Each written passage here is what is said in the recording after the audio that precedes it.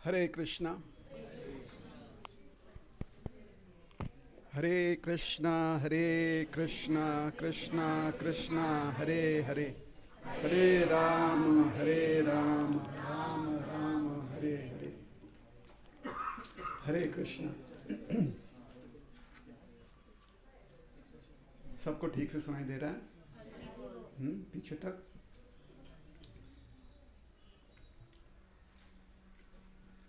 तो आप सभी का स्वागत है इस अति पावन क्षेत्र में।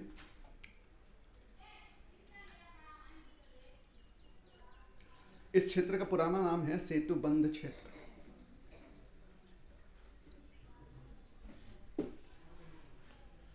क्यों? क्योंकि यहाँ पर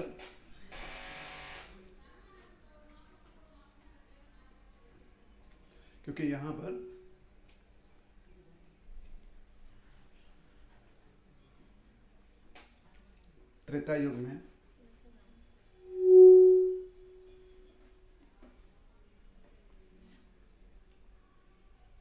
वानर सेना ने एक पुल बांधा था, एक सेतु बांधा था, ताकि वो 100 योजन दूर समुद्र के बीचों बीच त्रिकुट पर्वत से सुशोभित द्वीप है,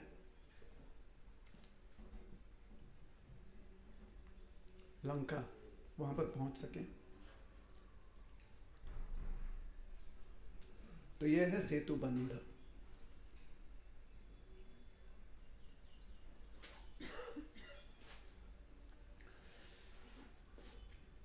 अभी तक यात्रा में हमने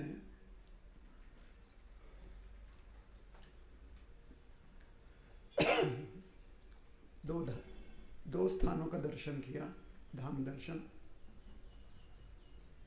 एक है अहोबिलम दर्शन क्षेत्र और दूसरा है तिरुमला तिरुपति।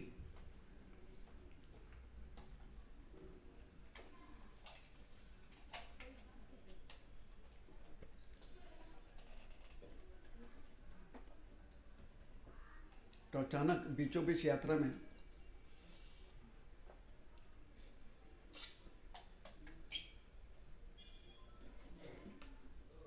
अगर ध्यान देने की आवश्यकता पड़ रही है कि यात्रा में भाग लेते हुए हमारी वृत्ति कैसे होनी चाहिए, तो उसका कुछ कारण होगा ना।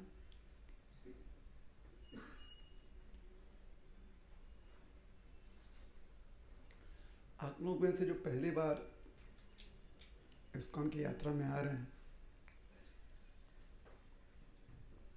जो आपने सोचा था, कल्पना की थी, और जो हो रहा है उसमें बहुत अंतर दिख रहा है, ऐसे कितने लोगों को लगता है? हाथ ऊपर कीजिए।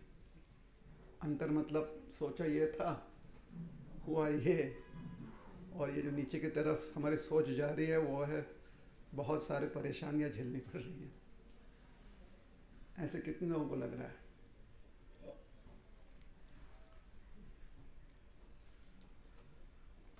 अच्छा, कितने लोग इसके पहले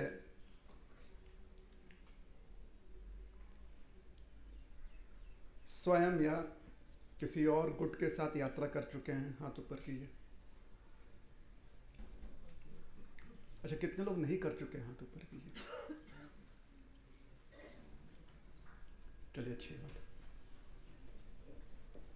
तो बहुत कम लोग हैं जो ये बता सकते हैं कि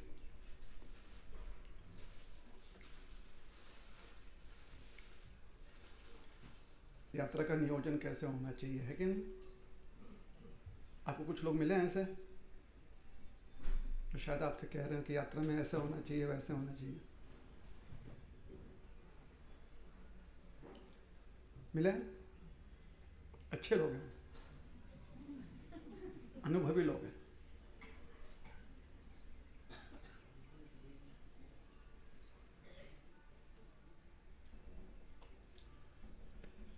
तो हमारी यात्रा में होता क्या है,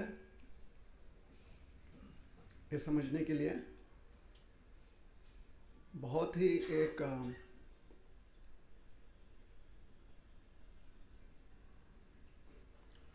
भयानक उदाहरण देने जा रहे हैं, भयानक विचित्र उदाहरण देने जा रहे हैं, ठीक है? ध्यान से सुनिएगा।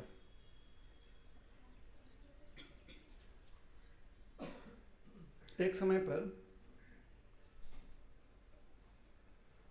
एक व्यक्ति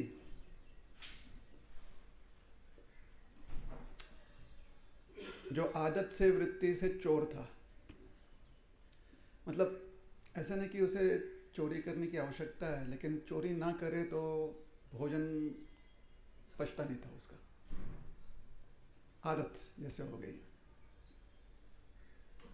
ऐसे कौन कौन सी आदतें हैं हमारे जो किए बिना हमारे भोजन नहीं पचता? होंगे ना कुछ आदत होगी।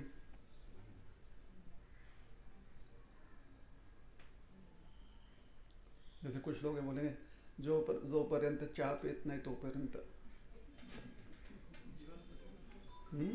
जीवन पचत नहीं। बरोबर है। चाय बहुत लोगों के लिए आज के समय पाचक की क्रिया करता है। तो हमारा चोर, उदाहरण संक्षेप में समझाते हैं फिर, क्योंकि सुबह सुबह जो है कुछ आपने बहुत महत्वपूर्ण साधना करनी है, तो संक्षिप्त में समझाते हैं।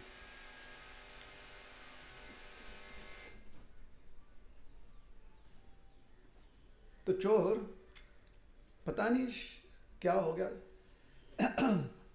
आप में से कोई किसी चोर से मिला है क्या? पेशेवर चोर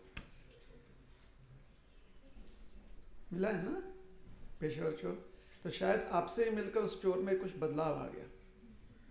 ये चोर आया, उसने सोचा कि नहीं, मुझे अपना जीवन बदलना है, मैंने बहुत गलत काम किए हैं, अब अच्छा काम करना है।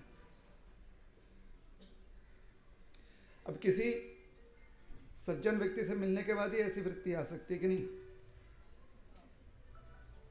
है ना? तो पुलिस खाते में काम करते हैं इसलिए चोरों से मिलना होता है। तो आपको ध्यान नहीं होगा, वो चोर हमसे आकर मिला, हमें बताया ये कहानी की त्यात में आमचे त्यांच्यामुळे आमचं जीवन बदललेलं आहे। तो चोर को अपना जीवन बदलना है। तो चोर को कहा गया, अगर सही में बदलना है ना जीवन, तो गंगा जी में जाकर स्नान कर आओ, सारा पाप धुल जाएगा, फिर नए सिरे से जीवन शुरू कर सकते हो। अब चोर को लगा कि ठीक है, कर लेते हैं, क्योंकि उसे सही में अपने जीवन में परिवर्तन लाना था। चोर निकला गंगा जी का स्नान करने के लिए, ट्रेन से ही निकला वो।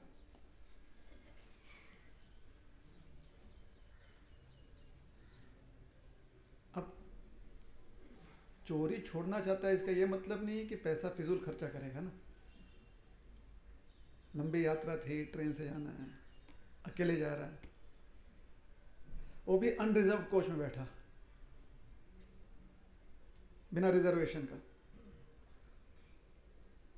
रात भर की यात्रा थी, सवेरे सवेरे पहुंच जाएगा।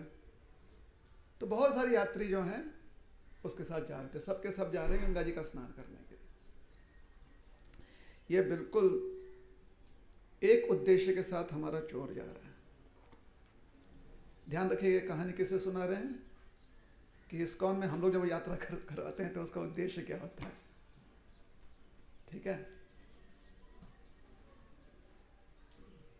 तो रात में थके हारे सब कोई किसी प्रकार से ट्रेन में बैठे बैठे पहुंच गए। सुबह स्टेशन आया तो सबको, अरे भैया उठो, चलो उतरते हैं। अभी अनरिजर्व्ड भीड़ तो वैसे भी है। सब अपना सामान उठाए तो हल्ला हो गया, पूरे कोच में हल्ला हो गया। अरे मेरा सामान कहाँ है? उनके आसपास जो बैग था वो उनका नहीं था, मेरा सामान किधर है? जब अपना सामान नहीं मिलता तो कैसा लगता है? कैसा लगता है बताइए? चाहे वो सिर्फ एक कुर्ता ही क्यों ना हो। बहुत बेचैनी होती कि नहीं होती, मेरा कुर्ता कहाँ का। लेकिन अगर आपके मित्र का कुर्ता भूल गया तो आप कितना ज्ञान देते हो उसको, अरे कुर्ता ही है, ठीक है दूसरा ले लेना। खुद कहा तो नहीं नहीं आई नहीं दिले लो कुर्ते थे। मेरा बैग मेरा बैग मेरा बैग। तो सब के सब जो है अपना अपना उनके आसपास जो बैग है उसको उठाकर पूछ रही है किसका बैग है, मेरा बैग कहाँ है। तो हर किसी को अपना अपना बैग मिल गया, लेकिन वो बैग किसी दूसरे के पास था। बोलिए रात में क्या चमत्कार हो गया, ये सबका बैग अदला बदली कैसे हो गया। तो चोर ऐसे हाथ, एक्सक्यूज मी प्लीज, हाथ ऊपर करता है चोर। बोलता है कि मैं चोर हूं, मुझे चोरी करने का आदत, नींद में भी मैं चोरी कर लूं। अब मैं जा रहा हूं यात्रा करने के लिए, गंगा स्नान करने के लिए। जब सबके सब अब सो गए, इतना अच्छा माहौल था चोरी करने का, मुझसे रहा नहीं गया। ठीक है, लेकिन मन में कहीं ना कहीं बात थी। जिन्होंने मेरा मार्गदर्शन किया था उन्होंने समझाया था, गंगा जी में स्नान करने जा रहे हो, सारे पाप धोने जा रहे हो, तो थोड़ा सा सत्य व्यवहार करना, चोरी बिल्कुल मत करना। तो चोर ने कहा मैं रात भर रह नहीं पाया, मेरे हाथ में खुजली हो रही थी, चोरी सामने सब कोई ऐसे सो रहे हैं, आराम से सो रहे हैं, आप लोग भी ऐसे हो। मतलब कोई चोर अपना बदलना भी चाहे तो आप लोग उसे बदलने नहीं देते। आराम से आप सो गए हो, सामान अपना ऐसे छोड़ा खुला छोड़कर। लेकिन चोरी तो मैंने करनी नहीं है, लेकिन मेरी जो चोरी करने की आदत है, तो मैंने क्या किया, हरे का बैग चुराया, लेकिन चोरी नहीं की, मैंने अदला बदली कर दी। क्षमा कर दें।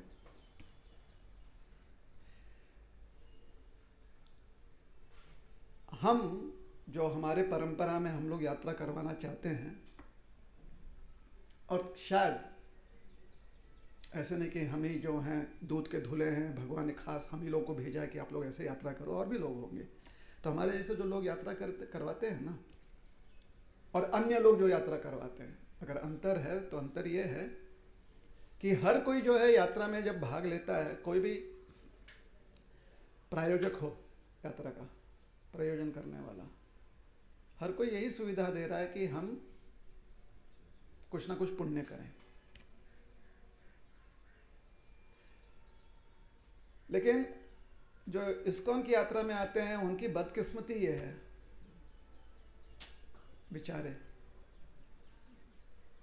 यहां पर आपको तंग कर देते हैं कि सिर्फ यात्रा में आपको बदलाव के लिए नहीं आना है, यात्रा में आपने बदलना है अपने आप को। और अगर अपने आप को बदलोगे नहीं तो आपका यात्रा में हम जीना हराम कर देंगे। तो बेवक्त उठाएंगे आपको, कहेंगे ये अच्छा मुहूर्त है, ब्रह्म मुहूर्त है, तपस्या करो, दर्शन के लिए जाओ।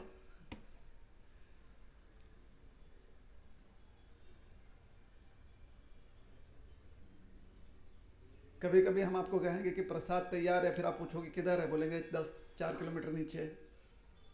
जाएंगे कैसे, अपना साधन ढूंढिए।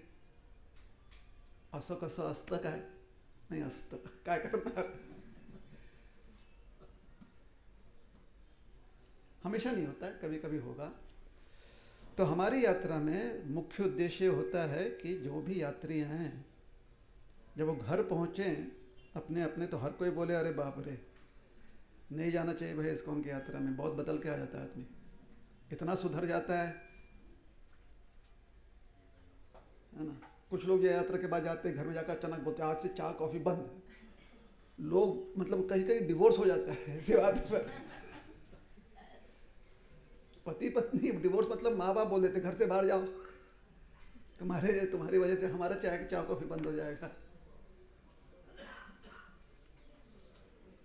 तो यह हमारा उद्देश्य है, और उसके पीछे एक ही कारण है, समय का प्रवाह बड़ा ही व्यापक होता है।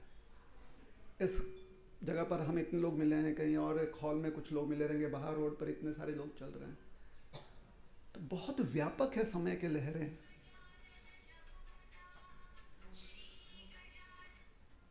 जय गजानन महाराज की जय। तो इस समय के प्रभाव में हम सब एक साथ आकर यहाँ पर मिले हुए हैं।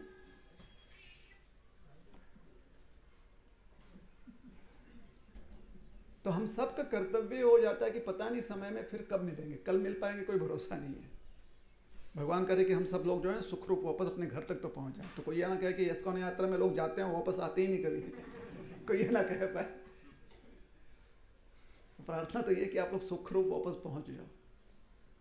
लेकिन कहीं ना कहीं एक मन में उत्कंठा रहती है कि फिर आप और हम मिले ना मिले। कहीं ऐसा ना हो कि आप और हमको वैसा क्षण देखना पड़े जहां पर हमें एक ही मौका मिलेगा, या तो आर या पार। अंतकाले च मामेव स्मरनुक्त्वा, या तो आर या पार।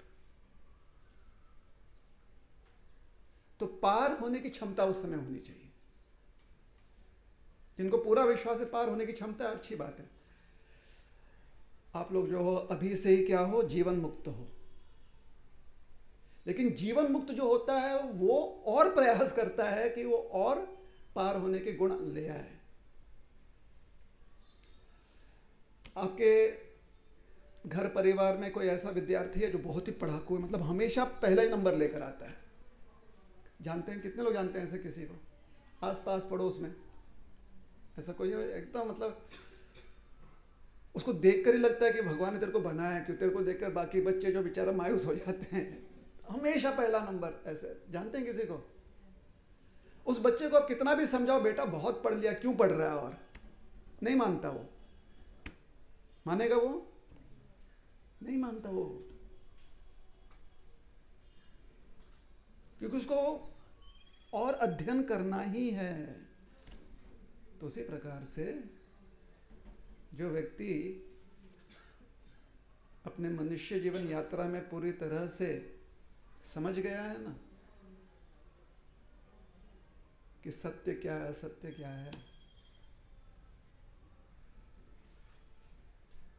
वो अगर पूरी तरह से ज्ञानी भी हो जाता है ना, फिर भी उसको और ज्ञान प्राप्त करने की अभिलाषा रहती है।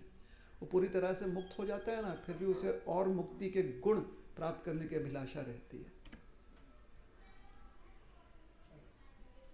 तो हम सब इस यात्रा में क्यों आए हैं? बिल्कुल, कल या परसों जब चेहरा आप देखेंगे अपने आईने में, अपने आप को सजाने के लिए और आईने को सजाने के लिए, तो आपको भी लगना चाहिए कि सही में बदलाव आ गया है, और अच्छा बदलाव है। ये जो व्यक्ति आज हमारे सामने दिख रहा है, इसमें पिछले उस कई सालों के जो भी काम है, क्रोध है, लोभ है, मोह है, मद है, मात्सर्य, वो कम हो गया, लगना चाहिए आपको। किसी और के सर्टिफिकेशन की आवश्यकता नहीं, किसी और से प्रमाण पत्र लेने की आवश्यकता नहीं, आपको लगना चाहिए।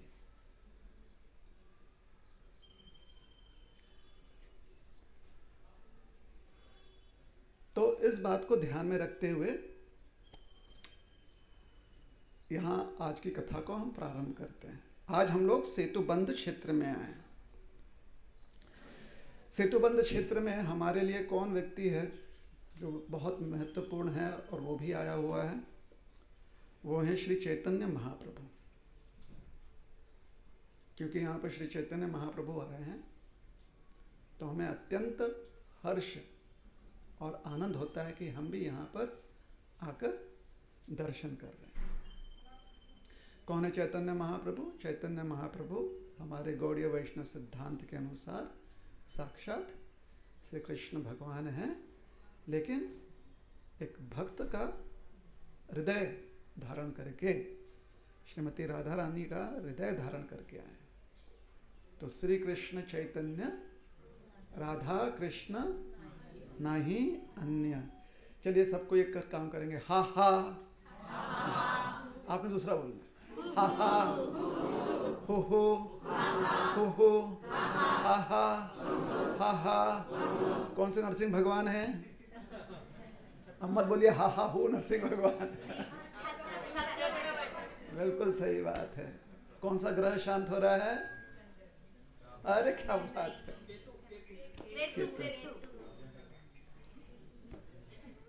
केतु ग्रह शांत हो रहा है। ठीक है। चंद्र ग्रह कहाँ पर शांत हो रहा है? वृक्ष। हाँ, कौन कौन बोला? शाबाश। चलिए देखिए, धीरे धीरे अब सब कुछ आपको याद आ रहा है। तो हा वो क्यों कर रहा है? थके लग रहे हैं। अभी आपने थोड़े समय तक थकावट को दूर रखना है, ध्यान देना है, सुनना है। तो सेतुबंध क्षेत्र में महाप्रभु श्री चैतन्य यहाँ पर दर्शन करने आए। तो चैतन्य चरितामृत में, जिसमें श्री चैतन्य महाप्रभु जो साक्षात राधा कृष्ण एक स्वरूप हैं,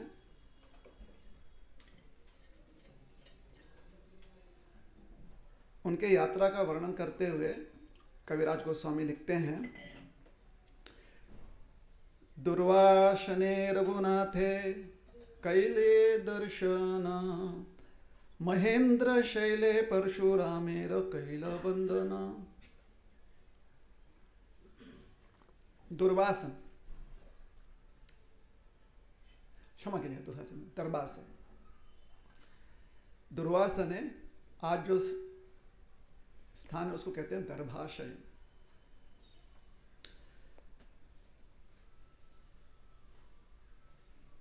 भगवान रघुनाथ, भगवान रामचंद्र का उन्होंने दर्शन किया। दुर्वासने, दुर्व घास पर जिन्होंने आसन ग्रहण किया था, ऐसे भगवान रघुनाथ का दर्शन किया। सेतुबंध क्षेत्र में एक स्थान है जिसको कहते हैं दरभाशयन।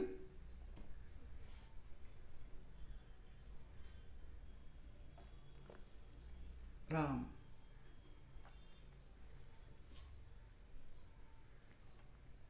ये दरभाशयन राम मंदिर है। तो जब प्रभु रामचंद्र जी को पता चल गया कि सीता ठकुरानी जो है, सीता महारानी जो है हमारी सीता मैया, अशोक वाटिका में 100 योजन पार, समुद्र पार लंका नगरी में है, तो जिस दिशा में वानर सेना अंगद के अधीन जो वानर टुकड़ी गई थी, उसी दिशा में सारी सेना, सुग्रीव के अधीन जो सारी सेना थी, वानर सेना, सारी सेना पहुंच गई।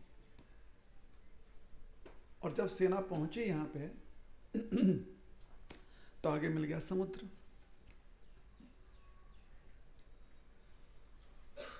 तो दुर्वासने रघुनाथे कैल दर्शन, चैतन्य महाप्रभु ने रघुनाथ का, भगवान श्री रघुनाथ जी का दर्शन किया। और फिर महेंद्र शैले परशुरामेर कैल बंधन, जो महेंद्र शैल है, महेंद्र पर्वत है, जो भगवान परशुराम का आवास स्थान है या कहिए तपोस्थान है, वहां पर जाकर उनको उन्होंने वंदन किया चैतन्य महाप्रभु ने। चैतन्य महाप्रभु ने दोनों स्थानों में जाकर दर्शन किया। महेंद्र पर्वत श्री रामायण में वो स्थान है जहां से हनुमान जी ने उड़ान भरी थी। जब सीता का प्रमाण ढूंढने के लिए कि सीता मैया लंका में हैं, इसका प्रमाण प्राप्त करने के लिए हनुमान जी छलांग लगाने वाले थे, तो उन्होंने सोचा कि जो सबसे ऊंचा स्थान है वहां से छलांग लगाएंगे, अंतरिक्ष में जाएंगे और अंतरिक्ष के मार्ग से, जो वायु मार्ग है, उस मार्ग से लंका तक पहुंच जाएंगे।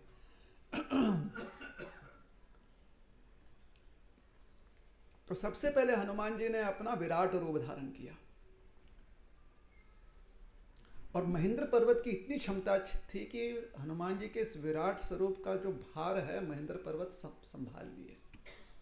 तो आचार्य समझाते हैं कि क्या महेंद्र पर्वत में इतनी क्षमता थी कि हनुमान जी के विराट स्वरूप का भार संभाल सके? ना, नहीं थी क्षमता। हमारे हनुमान जी तो महावीर विक्रम बजरंगी हैं, तो उनका भार कौन संभाल पाएगा?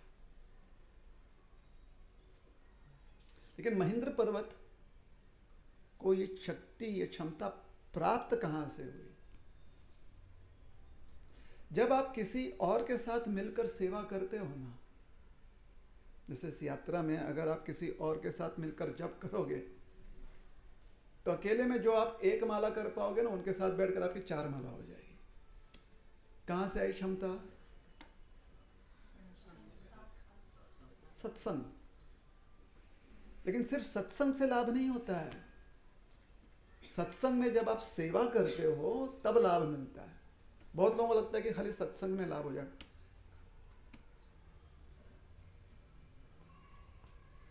आपका और हमारा उदाहरण देखें तो सत्संग से पता नहीं कितना लाभ हुआ है, लेकिन सत्संग में सेवा। तो हनुमान जी क्योंकि अपनी यात्रा करने वाले हैं, छलांग लगाने वाले हैं, तो महेंद्र पर्वत ने सोचा कि हम भी अपना योगदान दे दें। तो जितनी क्षमता, एक पूरे युग भर की उनकी क्षमता थी।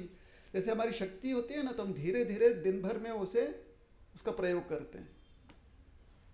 नहीं तो 2 घंटे में प्रयोग कर लिया तो तुरंत 2 घंटे के बाद हम बोलते हैं आज मेरा खत्म, मीटर डाउन। कभी कभी होता है कि नहीं होता है कि 2 घंटे में आपने इतना कसरत कर लिया कि पूरा मीटर डाउन, अभी मुझे किसी से मिलना नहीं है, आज मैं लंबी नींद, अभी से नींद ले रहा हूँ। तो अक्सर हम क्या करते हैं कि अपनी क्षमताओं को हम धीरे धीरे उसका प्रयोग कर कर उसे खत्म करते हैं। तो महेंद्र पर्वत की जितनी भी क्षमता बची थी भविष्य की, सबको उन्होंने बटोर लिया ताकि हनुमान जी की सेवा कर सके। जब तक हम अपने जो भी भविष्य में सोचते हैं कि हम ये करेंगे, वो करेंगे, हमें ये देखना है, वो देखना है, इतना पैसा कमाना है, इतना कुछ हमें इकट्ठा करना है, ये सब में जितनी हमारी शक्ति, एनर्जी लगती है, उस सबको जब तक हम बटोर कर भगवान की सेवा में नहीं लगाते ना, तब तक हमारा मन पूरी तरह से भगवान में नहीं लग सकता। एकाग्र मन नहीं हो सकता। अगर आपने सोच लिया कि ठीक है आज हम ध्यान पूर्वक नाम जप करेंगे, शायद कल से थोड़ी अच्छी शुरुआत हो जाएगी, लेकिन अच्छे से ध्यान पूर्वक नहीं होगा।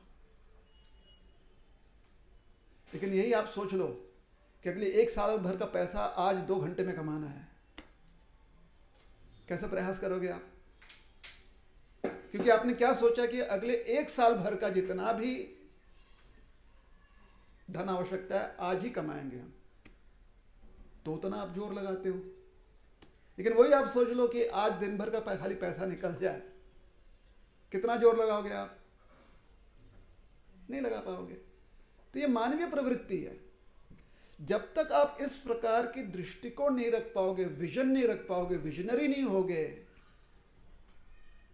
कि सारे जीवन के लिए जितनी जैसी मेरी वृत्ति होनी चाहिए आज वो पूरा मैं उसकी जो आवश्यकता पूर्ण करनी है, आज मैं उस प्रकार से जप करता हूं, ध्यान करता हूं, तब शायद मन बदले।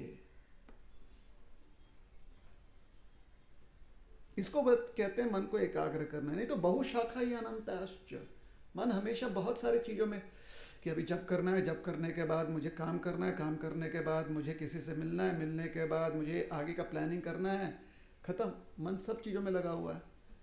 तो पूरी तरह से मन कैसे आप जप में लगाओगे? क्योंकि आपके मन की कुछ ना कुछ शक्ति बाकी चीजों में लगानी पड़ेगी आपको।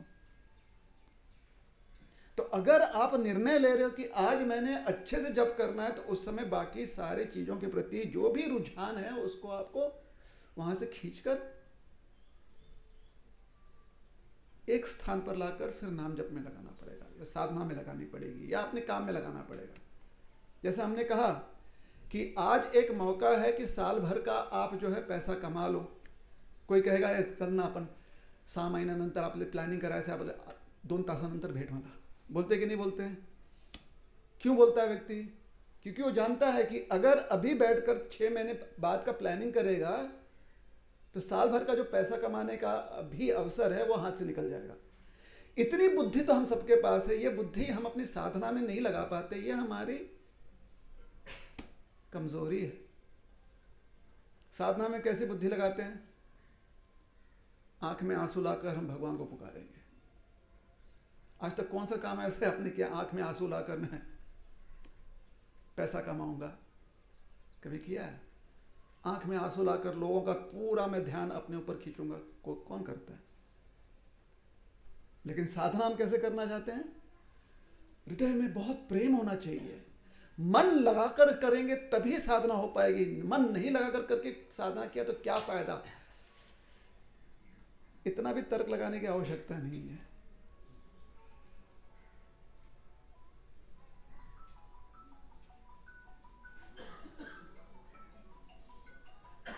भौतिक अभिलाषा पूर्ति के लिए जिस प्रकार से अपने मन को हम एकाग्र करते हैं, उसी प्रकार से भगवान को प्राप्त करना है, नाम जब साधना अच्छे से करनी है, तो मन को एकाग्र करने की वही क्षमता का प्रयोग करना है, तब संभव हो सकता है। आज को आपने निर्णय ले लिया कि 2 घंटे में पैसा कमाएंगे, तो जरूरी नहीं कि नहीं कमा पाओगे, लेकिन जब जब ऐसा अवसर आएगा और जब जब ऐसा अवसर आएगा आप उसी प्रकार से वृत्ति रखोगे तो शायद किसी न किसी दिन आप उतना धन कमा पाओगे। उसी प्रकार से हर समय आप ऐसी वृत्ति रखकर जब करोगे, साधना करोगे, जो भी आप सेवा करोगे, शायद उसका उतना फल ना मिले, लेकिन यही वृत्ति हमेशा आप रखोगे ना, तो किसी न किसी दिन आपको फल मिलेगा। ये कौन कहता है? ये भगवान कहते हैं।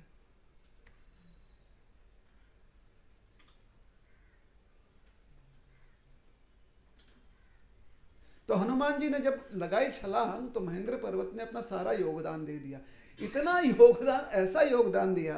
वाल्मीकि जी क्या सुंदर कवि हैं, क्या सुंदर दृश्य का वर्णन करते हैं। कहते हैं कि उनके पीछे पीछे जो पर्वत के शिलाएं थी, चोटी के जो भी शिलाएं थी, वहां पर जितने वृक्ष थे, अपने लदे हुए फलों के साथ, फूलों के साथ सब उखड़कर हनुमान जी के पीछे जाने लगे।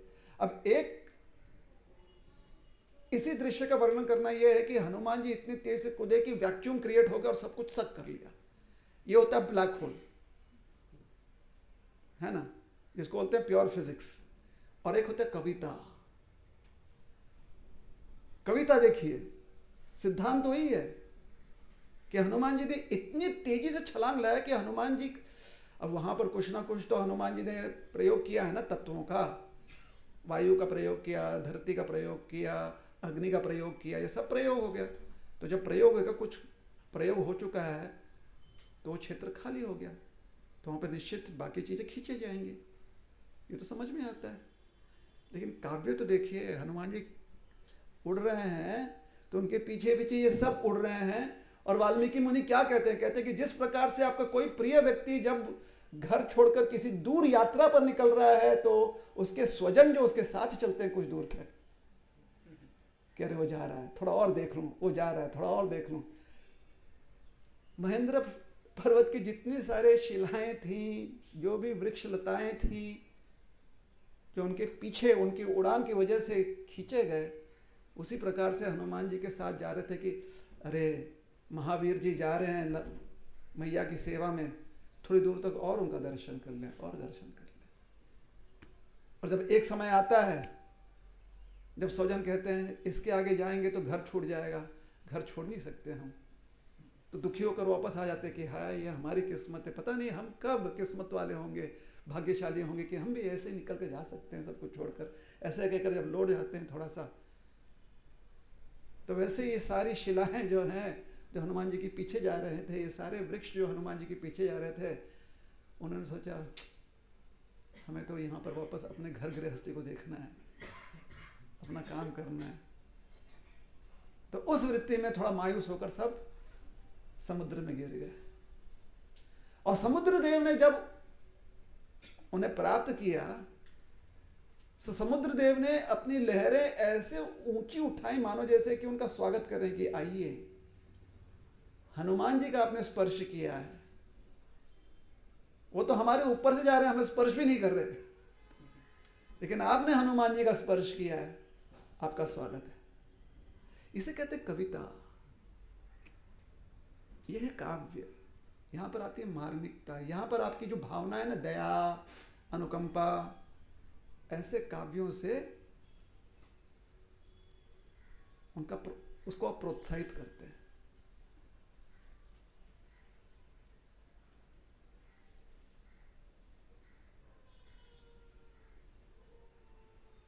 तो हनुमान जी तो छलांग लगा दिए,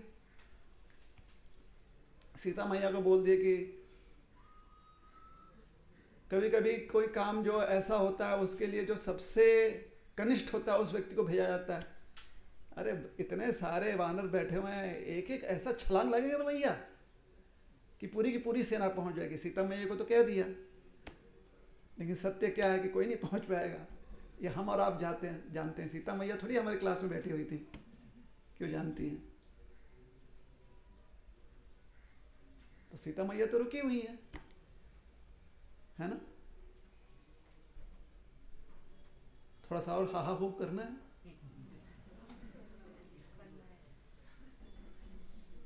ना?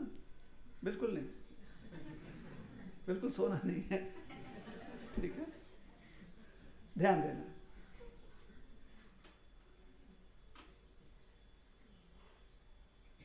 तो अब जो वानर सेना पहुंची है वो तो ये छलांग लगा नहीं पाएगी, कूद नहीं पाएगी, तो क्या किया जाए? तो देखिए, इसे कहते हैं ना गरीबी में आटा गीला।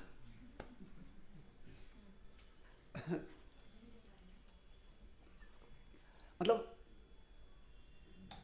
कभी कभी ऐसे समय में आपको ऐसे ज्ञानदर्शी लोग मिल जाते हैं ना, ऐसे ऐसे उपाय सुझाते हैं। एक ने उपाय सुझा दिया भगवान को, वानर सेना में से किसी ने एक उपाय दे दिया, भगवान आप समुद्र देव को प्रसन्न कर दो, समुद्र देव प्रसन्न हो जाएंगे, रास्ता दे देंगे। ये कोई उपाय देता है? मतलब बघून घ्या तुमचं काय, त्यांना तुम्ही जाऊन बोला की होऊन जाएल काहीतरी। इसका मतलब है कि हम कुछ नहीं कर पाएंगे, आप देख लो आपसे हो पाएगा क्या। अब हमारे भोले राम, उन्होंने किसी ने कह दिया, उन्होंने बात स्वीकार ली, एकदम भोले हैं, बैठ गए, समुद्र देव को प्रसन्न करने के लिए आसन ग्रहण कर लिया। लक्ष्मण जी दौड़े दौड़े आए, देखा भैया बैठ रहे हैं, लक्ष्मण जी दौड़े दौड़े आसन की तैयारी कर रहे हैं। तो लक्ष्मण भैया जो है आसन लेकर आ गए।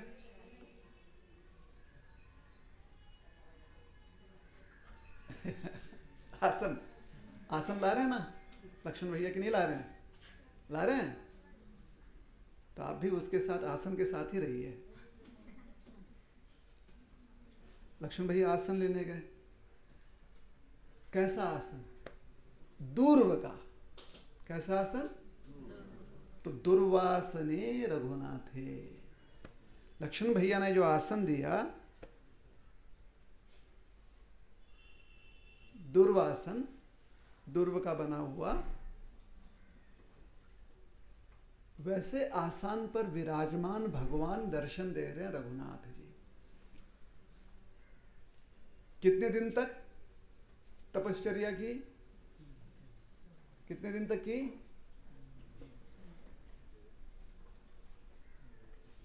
कितने दिन तक? हाँ, इसको बोलते हैं जब आपका सुपरवाइजर एग्जाम में आपका मौसा हो। प्रश्न का कौन सा ऑप्शन सही है, कौन सा ऑप्शन सही है? हाँ। कितने दिन तपस्या की? ध्यान किया?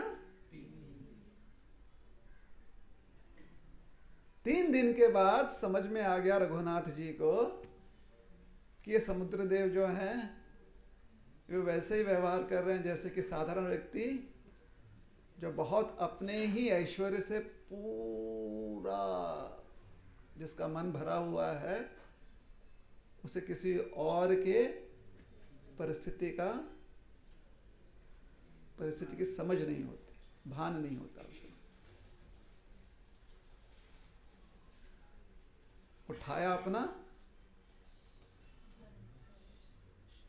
कौन सा धनुष? कौन सा धनुष? अरे हमारे राम जी के पास अपना भी धनुष है भाई। शिव धनुष तो जनकपुरी में छोड़ा है ना। शिव धनुष जनकपुरी से क्या आपको क्या लगता है? फेविकॉल लगा के साथ में देकर है।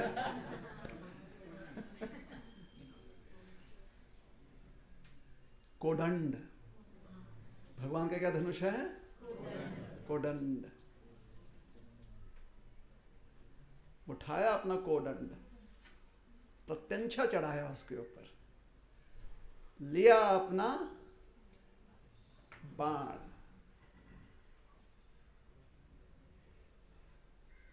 और खींचने ही जा रहे थे, प्रत्यंछा को खींचने ही जा रहे थे, तब तक लक्ष्मण जी ने कहा भैया थोड़ा सा मैं एक हॉटलाइन पर कॉल लगाता हूं,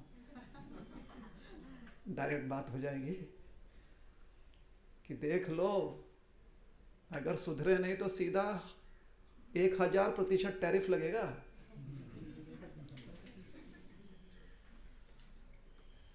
फिर सारा लेन देन बंद हो जाएगा। वरुण देव के जितने भी स्टॉक है ना सब ऐसे मार्केट में गिर जाएंगे। ऐसी धमकी देना सोचिए, ऐसा कोई धमकी दे दे तो क्या होगा। लक्ष्मण जी ने धमकी नहीं दिया, लक्ष्मण जी ने सिर्फ 2026 का एक टीवी क्लिप टैरिफ वाला भेज दिया रील पर। देख लो इसको वरुण देव, समझ जाओ जो समझना है। वरुण देव आ गए, भगवान से उन्होंने क्षमा याचना की, क्षमा मांगी। और हमारे भोले भगवान एक समय में क्षमा कर दिए। अरे वरुण देव से बोलते 3 दिन तुमने डिले कर दिया, मेरी पत्नी वहां पर है। भगवान का प्रेम ऐसा है ना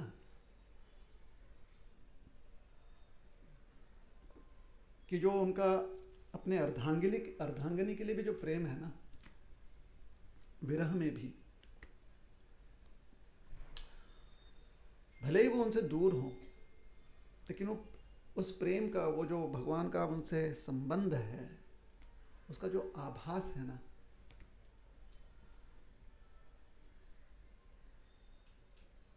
आभा जिसे कहते हैं, वो जो आभा है, उस प्रेम की आभा, वो आभा इस संसार में अनुकंपा कहलाती है, दया।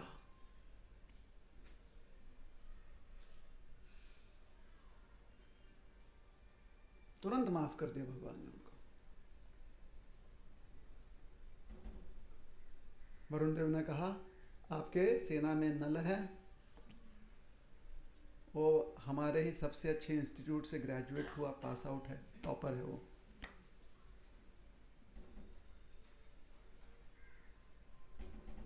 ओशियोनोग्राफी अच्छे से जानता है, सिविल इंजीनियरिंग अच्छे से जानता है, दोनों जानता है। वो अच्छे से आपके लिए पुल बना देगा।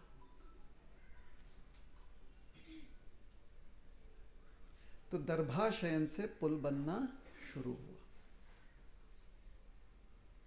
और जहां पर आज हम बैठे हैं ना,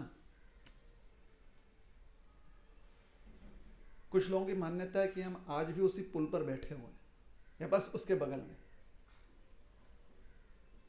क्योंकि 8 योजन चौड़ी पुल थी। कितनी योजन? 8 योजन चौड़ी। 8 योजन चौड़ी पुल म्हणजे कळते, समझते? 8 योजन मतलब कितना हो गया? 1 योजन मतलब, कौन है भाई, किसने बताया? वो पढ़ा लिखा आदमी है। 12 मील।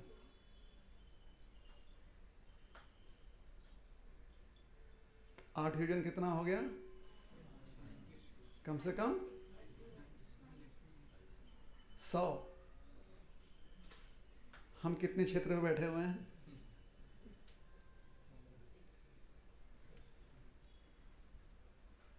तो हम अगर उस पुल पर बैठे हुए हैं, हम क्या कर रहे हैं यहाँ पर? मस्त मजा कर रहे हैं। लेकिन त्रेता युग में इसी पुल के ऊपर से हर कोई बड़ी अपेक्षाओं के साथ तेजी से बढ़ रहा है लंका की ओर, है ना, दक्षिण दिशा में। तो चैतन्य महाप्रभु यहां पर दर्भाशयन आए। उसके बाद फिर चैतन्य महाप्रभु कहां पर गए, उसके बारे में कविराज गोस्वामी लिखते हैं। महेंद्र शैले परशुरामेर कैल बंधन, सेतु बंधे आसी कैल धनुष्तीर्थे स्नान, रामेश्वर देखी तहाँ करिल विश्राम। फिर वह सेतु बंधे, सेतु बंधे आइल, दर्भाशयन से सेतु बंधा है, सेतु बंधे आइले आइल धनुष तीर्थे कैल स्नान। धनुष तीर्थ में उन्होंने स्नान किया। धनुष तीर्थ क्या है, किसी को पता है धनुष तीर्थ क्या है? धनुष तीर्थ वो स्थान है जो आपके और हमारे जीवन की जितनी भी शंकाग्रस्त वृत्ति है ना, उसका प्रतीक है। सही में हो जाएगा क्या? मतलब भगवान सही में, मतलब हमें दया देंगे, हम पर दया करेंगे क्या? मतलब अभी ये यात्रा करने के बाद मेरे जीवन का सारे समस्या खत्म हो जाएगी क्या? ये शंका होती है ना, शंका। इसको अंग्रेजी में कहते हैं इनसिक्योरिटी। धनुष तीर्थ जो है वो इनसिक्योरिटी को दर्शाता है। कैसे? तो सेना पहुंची लंका, है ना, हम सभी पहुंच गए उनके साथ लंका। अब वहां पर क्या देख रहे हैं हम? घनासन युद्ध हुआ, हो गया युद्ध। फिर हम क्या देख रहे हैं? युद्ध की समाप्ति हो गई, है ना। अब वाल्मीकि जी कहते हैं कि युद्ध समाप्ति उपरांत विभीषण जी ने कहा कि प्रभु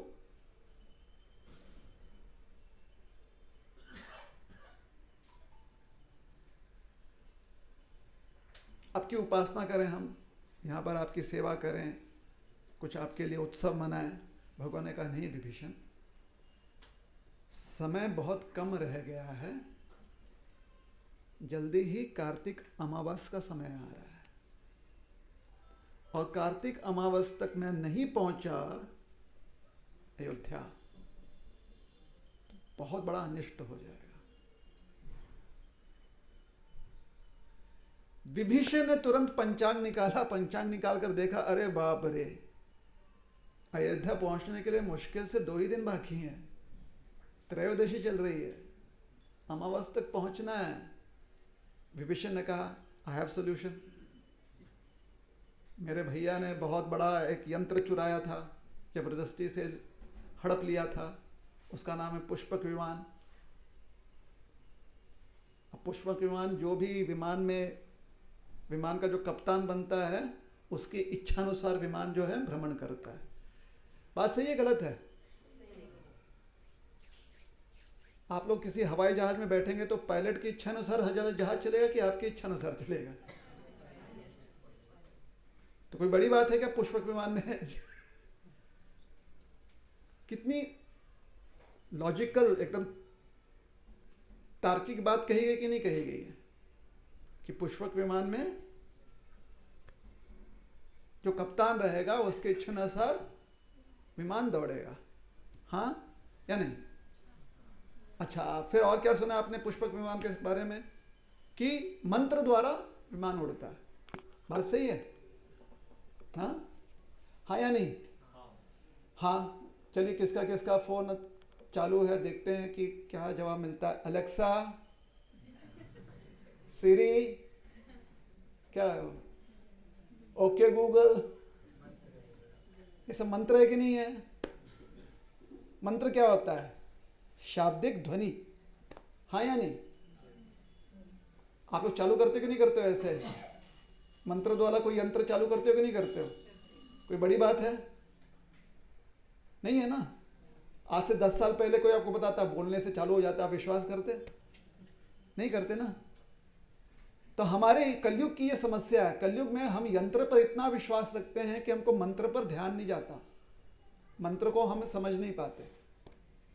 लेकिन जैसे जैसे बहुत सारे आविष्कार होने लगते हैं तो कुछ चीजें हमें समझ में आती कि अच्छा इस दृष्टिकोण से समझा जा सकता है। हाँ या नहीं? अगर आपने अपने एलेक्सा के ऊपर क्या लगा दिया है, अपने फोन के ऊपर आपने पासकोड डाल दिया है जो सिर्फ आपसे ही खुलेगा, तभी जाकर आपकी एलेक्सा, आपका सिरी जो है बोलेगा।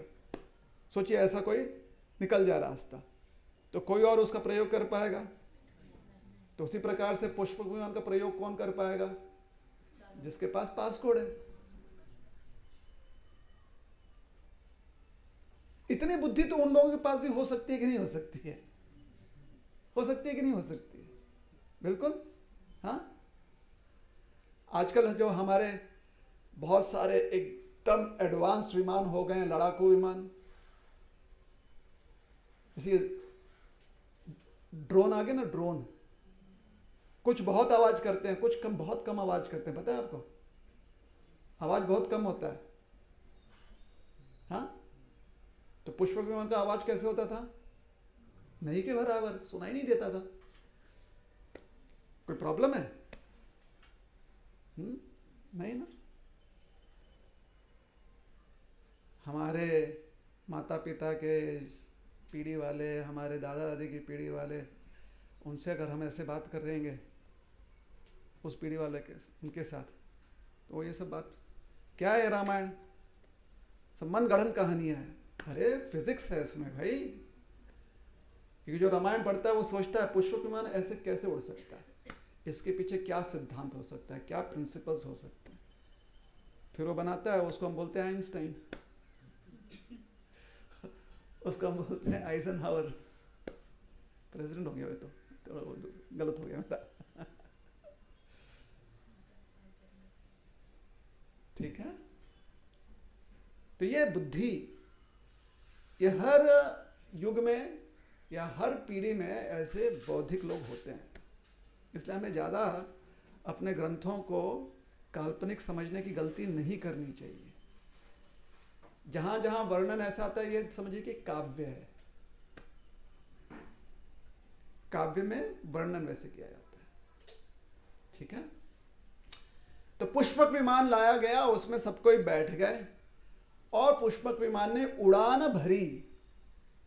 लेकिन यहां का स्थल पुराण क्या कहता है, ये तो वाल्मीकि जी ने बता दिया। अब भगवान तेजी में जा रहे हैं, भगवान को 2 दिन में पहुंचना है। दूसरे दिन कहाँ रहना है? अमावस के दिन कहाँ पर रहना है? अयोध्या में। नहीं तो हमारे भरत भैया जो हैं कुछ अनिष्ट कर देंगे।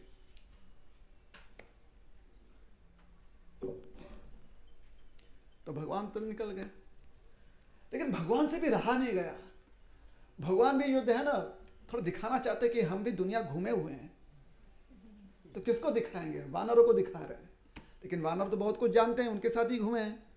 तो और कौन बचा? मैया हमारी सीता मैया। सीता मैया को बता, ये पता क्या है, यहाँ पर ऐसा ऐसा होता है। सीता मैया, oh really, I did not know.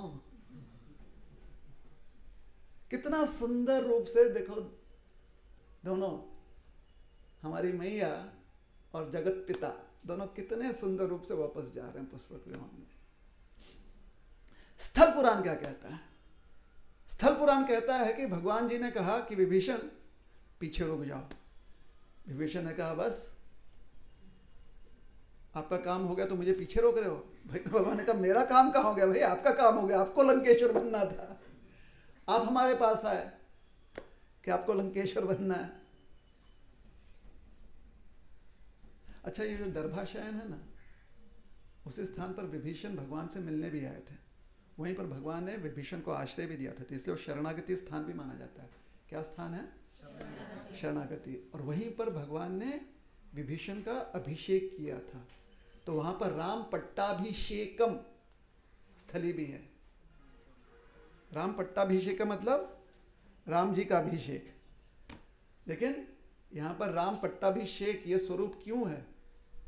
क्योंकि भगवान, एक राजा ही तो दूसरे का जो है अभिषेक करवा सकता है ना। कल को मैं बोलूं कि मैं आपका अभिषेक करता हूं, आप राजा बन जाओगे? क्या क्षमता है मेरी? अगर मैं राजा हूं तो मैं आपको घोषित कर सकता हूं ना कि आप भी राजा हैं।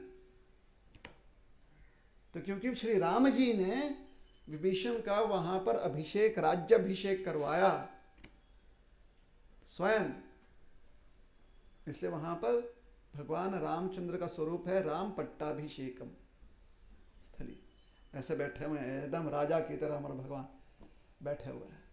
एक वो स्वरूप है। दूसरा स्वरूप है, 3-4 दिन लग गए पुल बनने में, तो भगवान जी ने 3 दिन तो तपस्या की है हमारे। भगवान रामचंद्र जी ने 3 दिन तपस्या की ना। अब 3-4 दिन पुल बन रहे हैं तो तपस्या करने की जरूरत है नहीं। लक्ष्मण ने कहा 3 दिन आपने तपस्या की, बैठे बैठे पीठ थोड़ा दबा देता हूँ। भगवान से कहा लेट जाओ आप, तो शयन, भगवान शयन भाव में वहां पर भगवान लेट गए। तो इसलिए दर्भाशयन, दर्भ घास पर की चटाई पर भगवान शयन हो गए, लेट गए। तो हमारे रुक्मिणी रमन प्रभु हमको वहां पर लेकर नहीं जा रहे, तो कोई बात नहीं, वो लेकर ना जाए। हम जो कथा के माध्यम से आपको सुना दे रहे हैं। ज़्यादा से ज़्यादा हम लोगों को खाली 30-40 किलोमीटर अंदर जाना, लेकिन वो तैयार ही नहीं है। वो बोले नहीं तो अगला ट्रेन मिस हो जाएगा। बोले ट्रेन को जाने दो। बोले नहीं नहीं 180 तो फिर जो है नहीं मानेंगे। तो इसलिए बता रहे कि कभी वापस आप यहाँ पर आए तो जरूर चाहिएगा। दर्भाशयन हमारे पूर्वजों का स्थान है ये। भगवान तो हैं ही, लेकिन उससे ज़्यादा हमारे पूर्वज भी हैं साथ ही साथ, है ना।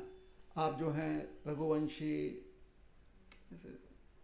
उसके आगे आगे यदुवंशी, हम जो हैं, अब कैसे बोलें, लेकिन क्योंकि कहीं हमारे माता पिता सुनेंगे तो उनको बुरा लगेगा। नहीं तो हम बोलने वाले थे हम सब जो है रावण वंशी। हमारे भी पूर्वज का स्थान है ना, विभीषण तो हमारे पूर्वज हैं। तो पूर्वजों का हमारा स्थान है दर्भाशयन।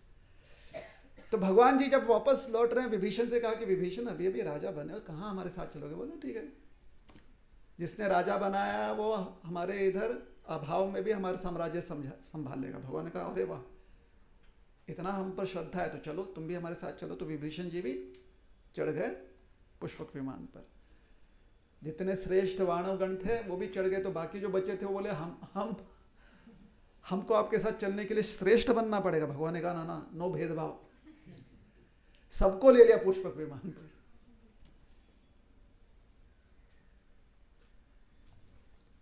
जब उड़ रहे थे, स्थल पुराण कहता है, वाल्मीकि जी तो कहते हैं कि सीधे उड़ते चले गए, ऊपर से दिखा रहे सीता माई को, ये देखो ये स्थान है, ये जो सुंदर स्थान है ना, समुद्र के यहाँ पर देखो, समुद्र में ही जो स्थान है टापू जैसा, यहाँ पर महादेव जी की बहुत अनुकंपा है।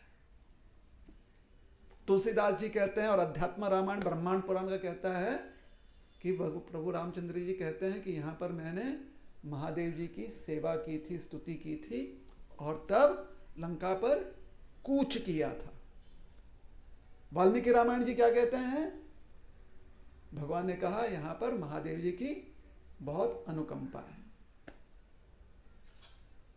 क्योंकि भगवान रामचंद्र जी ने सीता मैया को बताया यह स्थान। इसलिए वाल्मीकि रामायण के अनुसार जो वाल्मीकि रामायण के अनुयायी हैं वो इस स्थान को रामेश्वर स्थान मानते हैं, जहां पर भगवान ने कहा यहाँ पर महादेव जी, तो महादेव जी ईश्वर है, ईश्वर मतलब अधिष्ठाता। तो रामेश्वर भगवान राम ने बताया। अध्यात्म रामायण और गोस्वामी जी के लेखन से, क्योंकि प्रभु रामचंद्र जी ने भगवान शंकर से कहा था कि महादेव देखो, हर अवतार में हम आते हैं, आपको कोई ना कोई ऐसा भक्त मिल जाता है जो कुछ ना कुछ उल्टा सीधा करते रहता है, तो आप थोड़ा सा हमारे साथ में रहिए। भगवान शंकर ने कहा प्रभु हम तो हमेशा से आपके साथ में। अब इसको हम लोग, जैसे कुछ लोग क्या सोचने लगते हैं कि भगवान ने पूजा कर ली। अरे भगवान तो हमेशा पूजा करते हैं महादेव जी की। गो ब्राह्मण नहीं तायच भगवान को कहा गया है। महादेव जी की पूजा करते हैं, ब्राह्मणों की पूजा करते हैं, गौ माता की पूजा करते हैं। इसका मतलब क्या सबके सब भगवान हो गए और भगवान जो है उनके आ रहा, उनके सेवक हो गए? नहीं, भगवान भगवान ही है, महादेव जी हैं। कौन बड़ा कौन छोटा है, इस चक्कर में क्यों पड़ना है हमने? महादेव जी के पास हम जाएंगे, बोलेंगे राम जी के पास, बोलेंगे आ जाओ दरबार शाह लेकर चलते हैं। और राम जी के पास जाएंगे, राम जी कहेंगे ओ देखो यहाँ पर देखो, ये यहीं पर महादेव जी का बहुत प्रभाव है। तो हमें तो दोनों ही मिल जा रहे हैं, तो हमें क्यों? हमें तो सिर्फ सेवा करनी है ना तो इनको भगवान बनाना ना उनको भगवान बनाना। कौन सा महादेव जी को भगवान बना सकते हैं बताइए? महादेव तो महादेव है, हमारे बनाने ना बनाने से कोई अंतर नहीं पड़ता। और कौन सा श्री कृष्ण भगवान को हम जो है या राम जी को हम जो है भगवान बना सकते हैं? वो तो भगवान ही है, हमारे बनाने ना बनाने से क्या अंतर पड़ता है?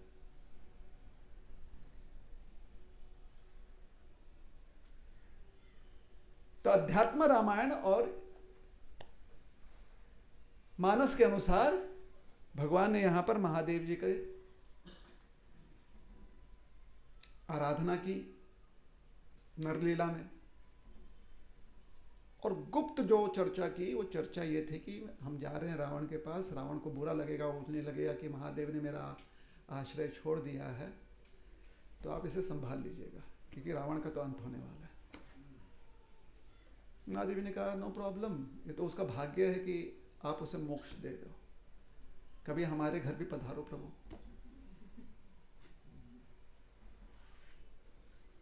हाँ? तो यहां पर ब्रह्मांड पुराण के अनुसार यहां पर क्योंकि उनकी आराधना की तो ये हो गए रामेश्वर भगवान। और एक दृष्टिकोण ये है कि जब इस प्रकार से आराधना की तो महादेव जी ने कहा गुप्त रूप से कि प्रभु लोक नीति के अनुसार तो आप ये करते रहते हो, लेकिन हमें ऐसे परेशानी में मत डालो कि आपको हम हमारे सामने हाथ जोड़े हुए देखें। तो भगवान ने पूछा क्या चाहते हैं? लेकिन मेरा नाम रामेश्वर रख दो। भगवान ने कहा ठीक है, क्या कारण है आप अपना नाम चाहते हो रामेश्वर? बोले आप मेरे ईश्वर हो ना, जिसका ईश्वर राम है वही तो रामेश्वर हो गया। तो रामेश्वर का अर्थ और क्या निकला? जिसके ईश्वर कौन है? राम है। और बिल्कुल योग्य भी, क्योंकि महादेव जी की ये भावना कोई गलत भावना नहीं, बिल्कुल योग्य भावना है। जिस प्रकार से भगवान कृष्ण की, भगवान विष्णु नारायण की भावना है कि वैकुंठ में मैं रहता नहीं, लक्ष्मी जी के साथ रहता नहीं, मैं तो भक्तों के हृदय में रहता हूं। तत्र तिष्ठामि नारद यत्र गायन्ति मद्भक्ता। तो फिर क्या हम योगी में? चलिए आज से हमारे जीवन का उद्देश्य कोई वैकुंठ नहीं जाएगा, कहां जाएगा? भक्त के हृदय में। ऐसा उद्देश्य तो कोई रख नहीं सकता, उद्देश्य तो वैकुंठ जाना ही है।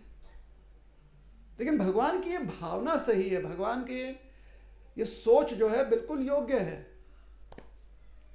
उसी प्रकार से महादेव जी का इस प्रकार से उनका जो भावना व्यक्त कर रहे हैं वह बिल्कुल योग्य कि आप मेरे ईश्वर हो। जिसके ईश्वर स्वयं राम है उसका नाम तो रामेश्वर होना ही चाहिए ना। तो संधि विच्छेद भी करेंगे तो इसका अर्थ सही निकलेगा, बिल्कुल ऐसे अर्थ निकल सकता है उसका। तो रामेश्वर भगवान यहां पर स्थित है। स्थल पुराण जो है रामेश्वर भगवान का, उसके अनुसार ये ज्योतिर्लिंग है।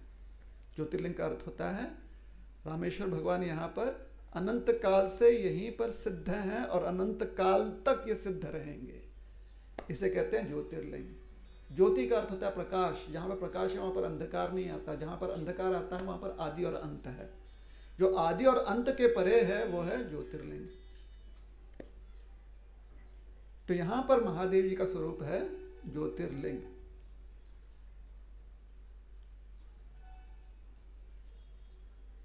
शास्त्र के अनुसार जब भगवान विष्णु दृष्टि डालते हैं सृष्टि पर, तो वो दृष्टि में सारी शक्ति होती है, सृष्टि के, सृजन के, संहार की सारी शक्ति उसी दृष्टि में आती है।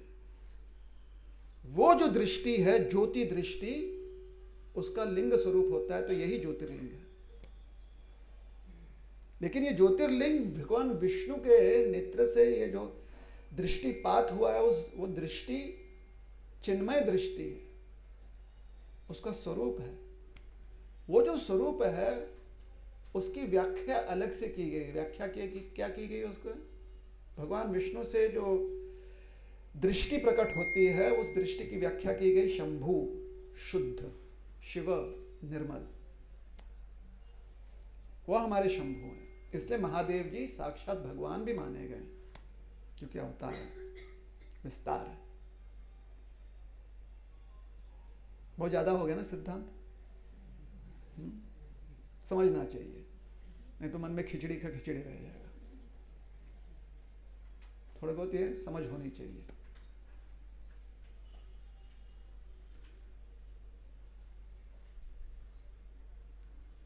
ये स्थल पुराण हो गया। वाल्मीकि रामायण के अनुसार भगवान सीधे चले गए, ऊपर से ही दिखवाया। अध्यात्म रामायण और तुलसी रामायण के अनुसार भगवान ने कूच करने के पहले क्या किया?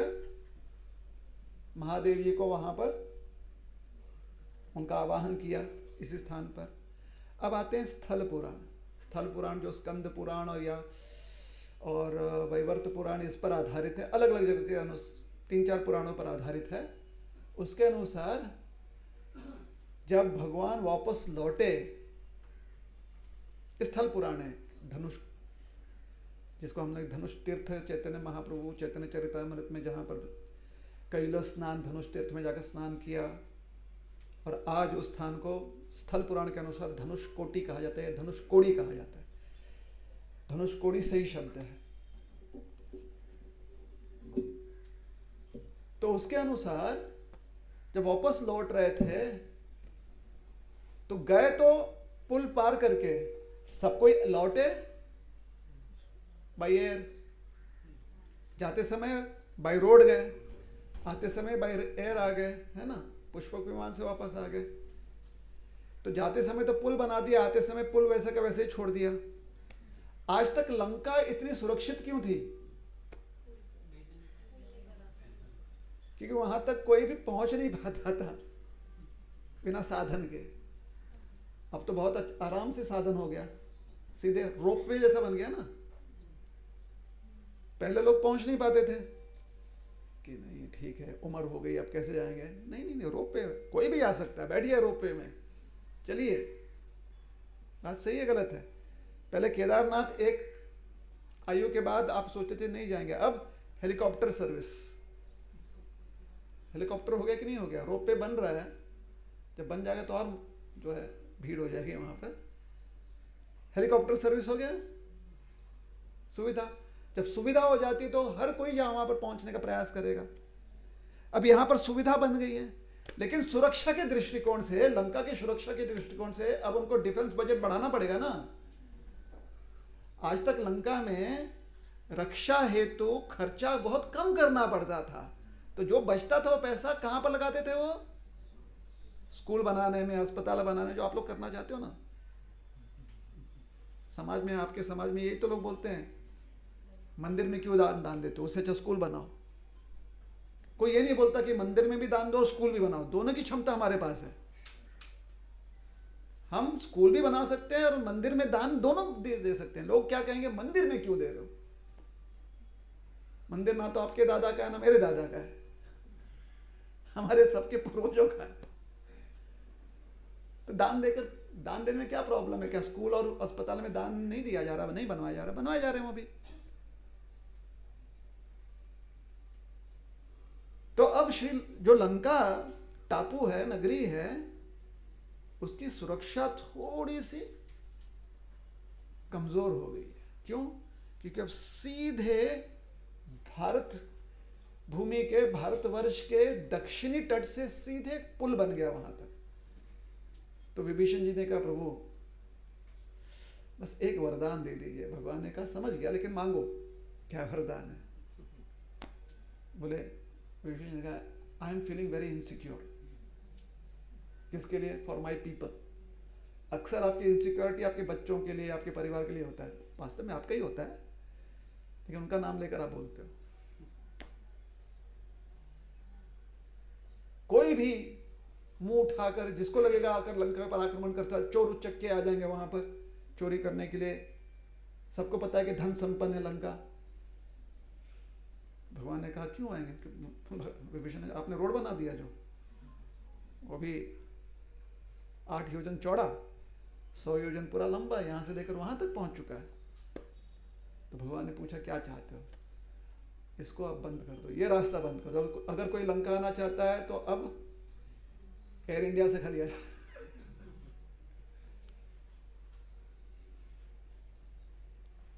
तो कोड़ी का मतलब होता है तोड़ देना, कोड़ी का मतलब होता है तोड़ना। तो भगवान ने अपना धनुष का एक छोर जो है उसको पकड़कर उस सेतु पर हल्के से ऐसे टप करके मारा। यहां से लेकर लंका तक जितना सेतु था सब ढोए करके समुद्र में चला गया। और आज भी, मतलब हम लोग तो आंखों देखी बातें मानेंगे ना, तो आज भी अगर समुद्र में आप चले जाओ, विशेष करके जो दर्भाशयन के पास समुद्र तट है, दर्भाशयन यहाँ से सिर्फ 40 किलोमीटर दूर है, तो दर्भाशयन के पास जो समुद्र तट है वहाँ पर आप चले जाओगे, और वहाँ के लोग कहते थे कि जब वो आया था ना सुनामी बड़ा सा, आज से 10-12 साल पहले बड़ा सुनामी आया था और पानी खींचा गया था अंदर, पूरे समुद्र में चला गया था। तो जब पानी खींचा गया, कम से कम 1-2 किलोमीटर पानी अंदर चला गया, तो सबने देखा कि क्या दिखाई पड़ रहा है? पुल के अवशेष। जैसे जब किसी भी ब्रिज का पुल तोड़ते तो धड़ करके नीचे गिरता है कि नहीं, वो अलग अलग हिस्सा अवशेष गिरते हैं ना, सीमेंट के ऐसे बड़े बड़े अवशेष। तो ऐसे ही पुल के अवशेष तल पर, समुद्र के तल पर दिखाई देता है। और आज भी अगर आप नाव लेकर जाएंगे तो अचानक जो वहां का जानकार व्यक्ति है, जो नाव में नाविक है, वो आपसे कहेगा उतरो। आप कहेंगे किधर उतरो? पानी में उतरो। तो बड़े हिम्मत के साथ उतरना पड़ता है।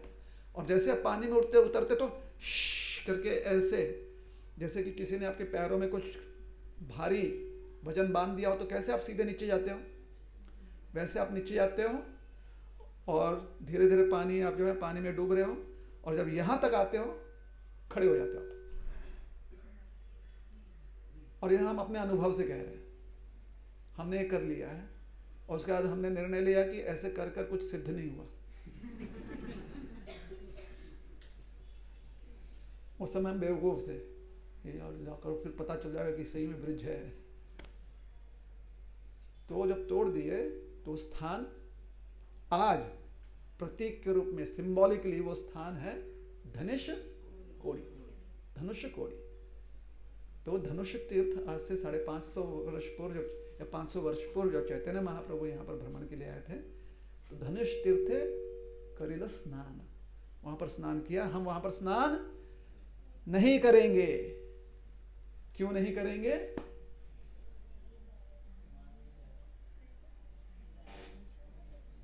क्योंकि उस समुद्र में बहुत पतला सा ऐसे रास्ता आता है समुद्र के बीचों बीच, मुश्किल से शुरुआत होता है तो एक 50 मीटर दूरी है, 100 मीटर ज़्यादा से ज़्यादा, 50 इस तरफ 50 उस तरफ, और धीरे धीरे वो 80, 60, 20 और फिर टोक आ जाता है,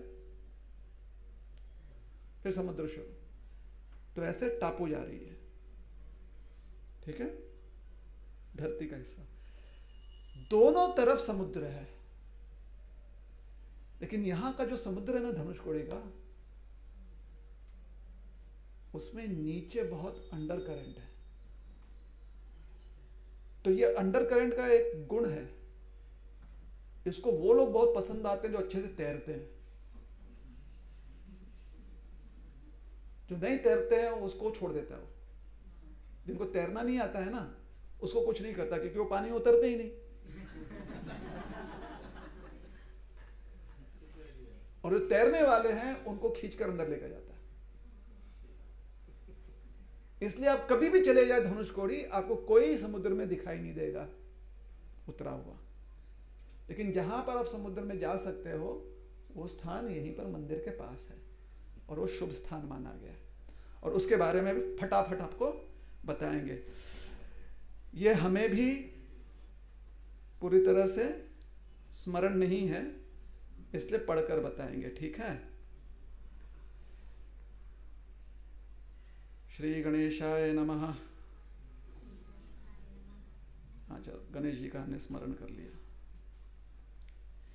महालक्ष्मी जी की कृपा यहाँ पर प्राप्त होती है, जिनकी कृपा प्राप्त करने से आपके जीवन में आप समृद्धि प्राप्त करोगे, धन प्राप्ति हो जाएगी।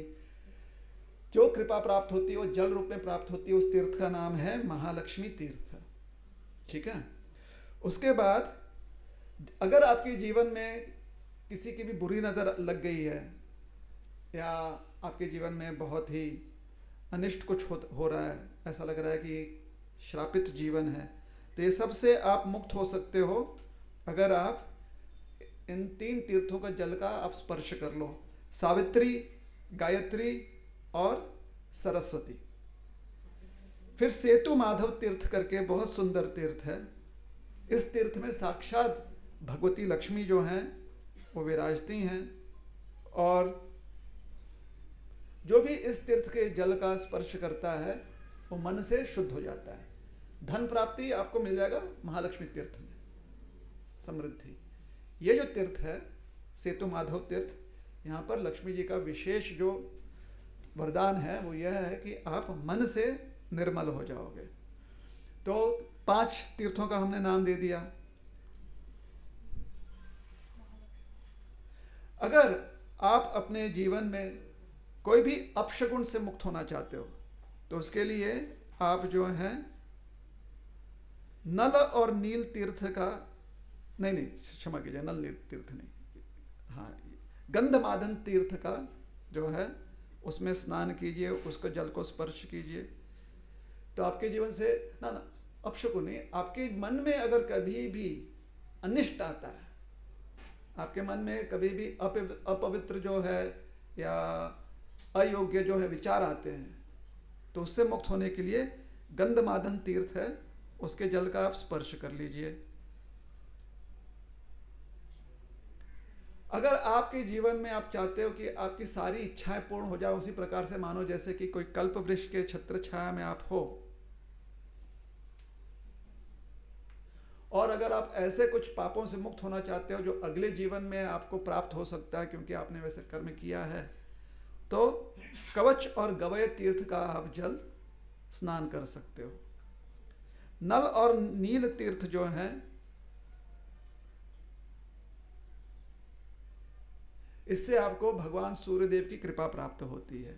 साथ ही साथ आपको योगिक सिद्धियों का आभास होने लगता है। योग सिद्धि मतलब आपको अपने मन की बात स्पष्ट समझ में आना, दूसरे के मन की बात नहीं, आपके मन में और क्लैरिटी आ जाना, ऐसे योगिक सिद्धि जो है वो प्राप्त होता है।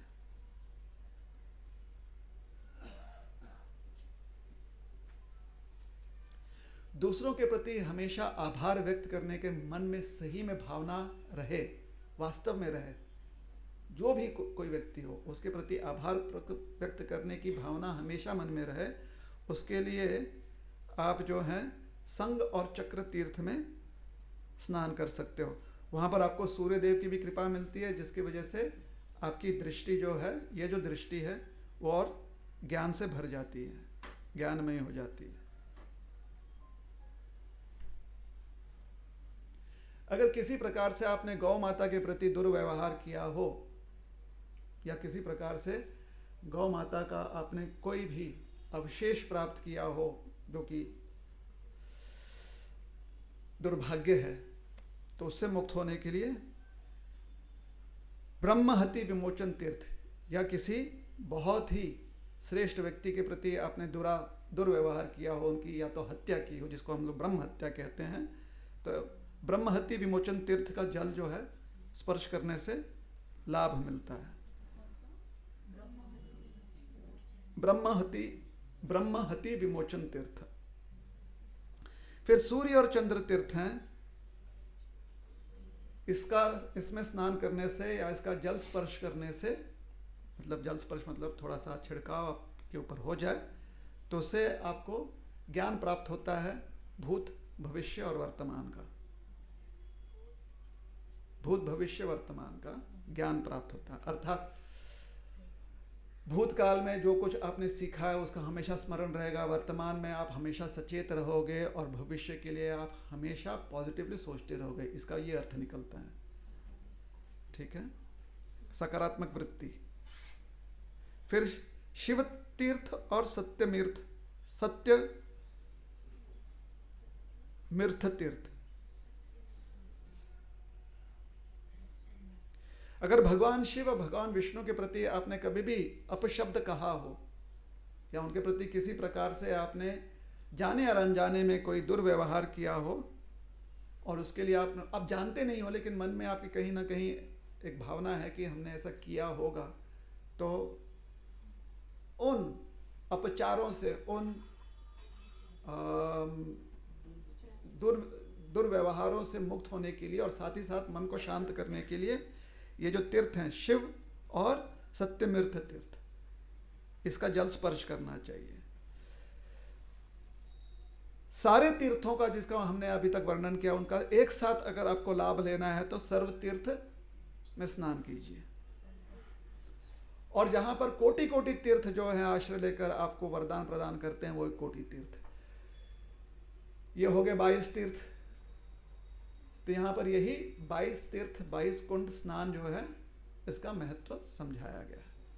सबको समझ में आ गया कि जो भी आपको लगता है कि जिससे कि आपके मन का भार कम हो जाए और बड़ा आसान हो जाए आपको जीवन में बड़े ही उत्साह के साथ आगे बढ़ने के लिए, बिना जाने कि कौन सा तीर्थ है नहीं है, सारे तीर्थों में स्नान करते हुए जाइए, अंत में लाभ मिल जाएगा। लेकिन ये लाभ तभी मिलेगा जब इसको, इन तीर्थों से जो हमको आशीर्वाद मिलना है, जो वरदान मिलना है, उसको ते पेटल पाइए ना, पेटल पाइए कळते सगळ्यांना, उसको कहीं ना कहीं उसको कोई उकसाना चाहिए ना, प्रज्वलित होनी चाहिए वो। तो इस संसार में प्रज्वलन क्रिया जो है अग्नि का है। तो इसलिए अग्नि तीर्थ में, जो कि गुप्त तीर्थ है, कैसे गुप्त तीर्थ है, समुद्र ने उसको गुप्त कर दिया, समुद्र के अंदर वो तीर्थ है। तो अग्नि तीर्थ में स्नान करना है। हर तीर्थ का, हर जल का अपना अलग स्वभाव है, हर जल का बहुत ही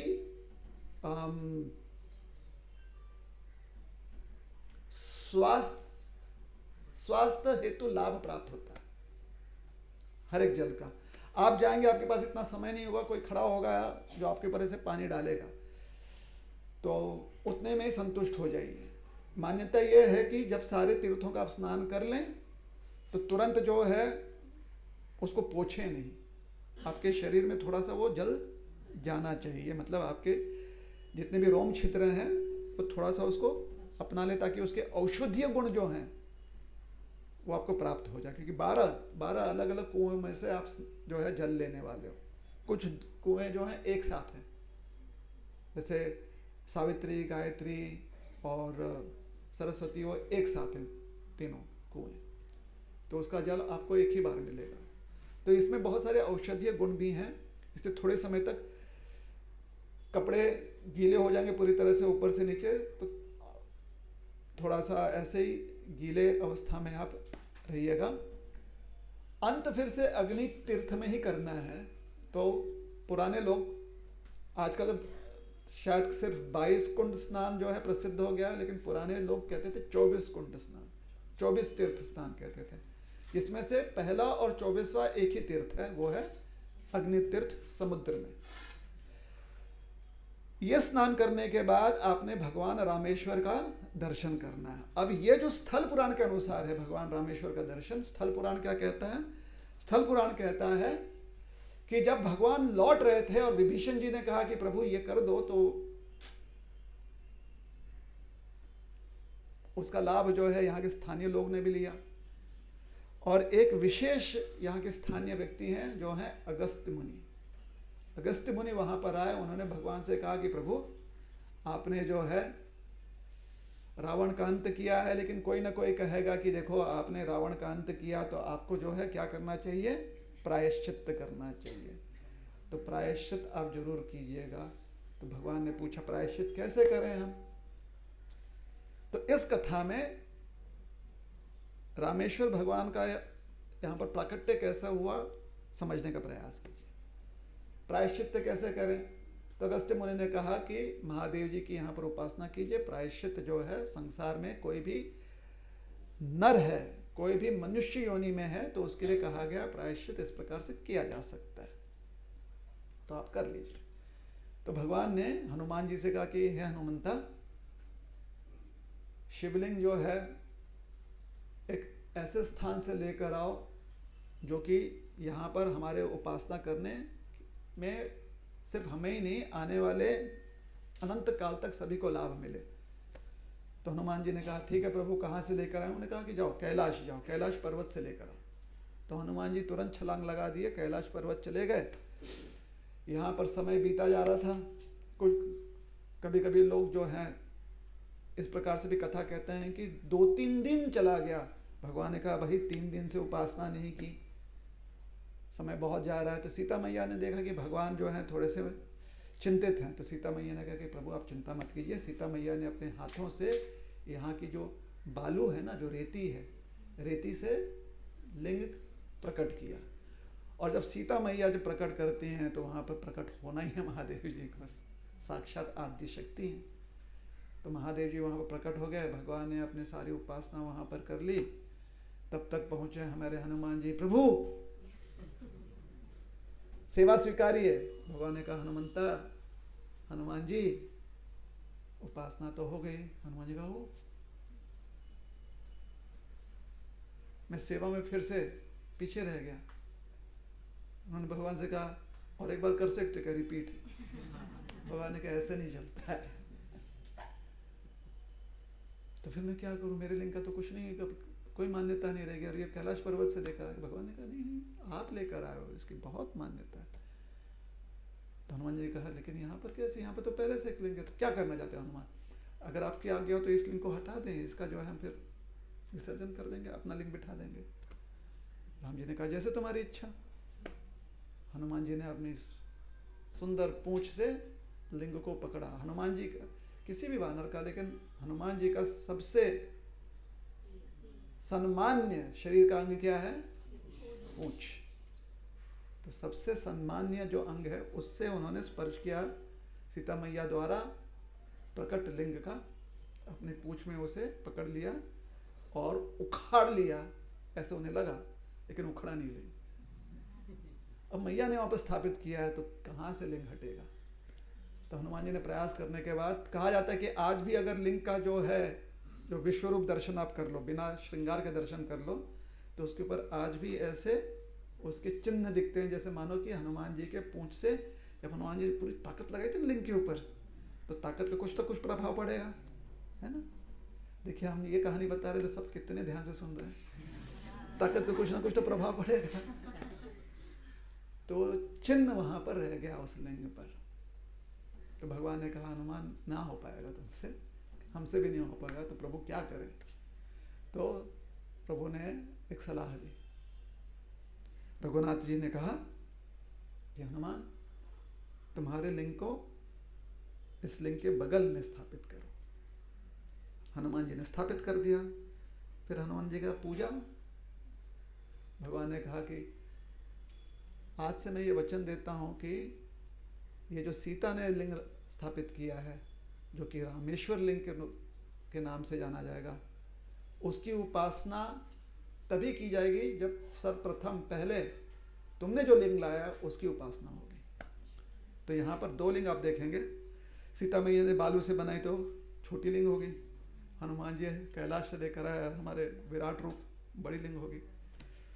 तो अगर दर्शन करते समय छोटी बड़ी कोई लिंग है तो अपनी युक्ति लगाइएगा कि ये है वो है, ठीक है ना? हम इसलिए अभी बता रहे हैं कि आप में से कुछ लोग आके पूछने वाले कौन से दो कैसे कहते थे, दो कैसे हैं, पूछेंगे जरूर आप। फिर वहां से कोई कुछ बताएगा, कोई कुछ बताएगा, फिर आप कुछ किसी को बताएंगे, कुछ किसी को बताएंगे। उसके पहले मैं ही कुछ बता देता हूँ।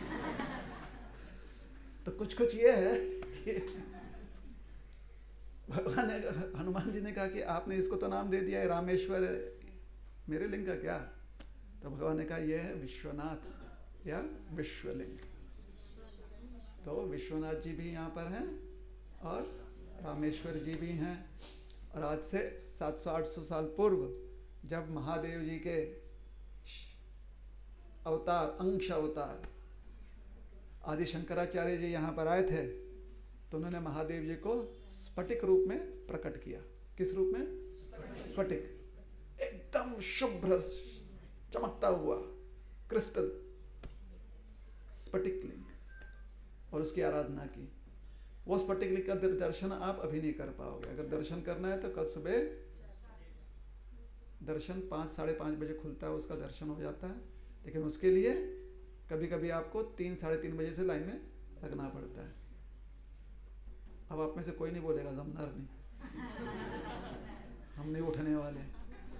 बताइए कौन बोलने वाला कि हम नहीं उठने वाले?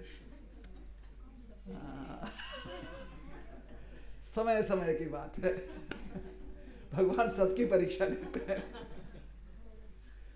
तो जिसको दर्शन करना है, इसको कहते हैं मणि दर्शन। क्या कहते हैं? मणि दर्शन। तो दर्शन कल प्रातः आपको लेना है तो अपने हिसाब से आप पहुंच जाइए। दर्शन सिर्फ 5:30 से 6 बजे के बीच में होते हैं, 6:30। और जितने लोग हैं सबका दर्शन, अगर लाइन लंबी है तो जिसका दर्शन मिल गया, जिसको मिल गया मिल गया, जिसको नहीं मिला नहीं मिला।